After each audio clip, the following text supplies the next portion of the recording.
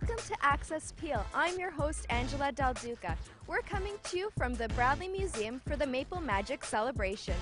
March is colorectal cancer month, and in our first story, Janella got a chance to sit down and speak with a colon cancer survivor. Take a look. Carefree, did whatever I wanted to, really did believe in cosmetically looking good at the time, and I did. You know, I worked out hard, but I played really hard too. I did all the wrong things. I ate the wrong food and drank, I smoked, I did all those things. But this City of Brampton supervisor says it's that attitude that had him ignoring the warning signs 12 years ago of what would eventually become colon cancer. It was actually blood coming out of in my stool from using the bathroom. And I didn't think very much of it. There was no pain for me with colon cancer. I didn't feel any sharp jabs or cramps or anything like that in the beginning. It was just blood. And I chose to ignore it. When Lovatt did finally see his doctor, the physician told him he had nothing to worry about. He says, look, he says, you're 47 years old. There's no history of it in your family. We don't even check people till they're 50. The chances of you having colon cancer, he says, you've got a better chance of getting run over by a truck. And I thought, you know, that was good enough for me. He told me everything I wanted to hear. You know, I walked out.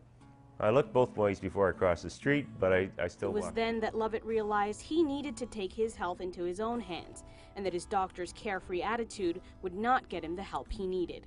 Canada's got an amazing health system, and you don't have to go where the doctor tells you to go. You can take care of your own health and your own life, and if you don't think that this doctor is the right person for you, you can go find another. And it was a difference to me, like a huge difference, because unlike what the first doctor told me, your surgery will be about an hour and a half, the guy that looks at his watch, she took 4.5 hours. So I asked her later, I said, why did this take so long? She says, I really like to look around. Talking about it. It's got to get out in the open.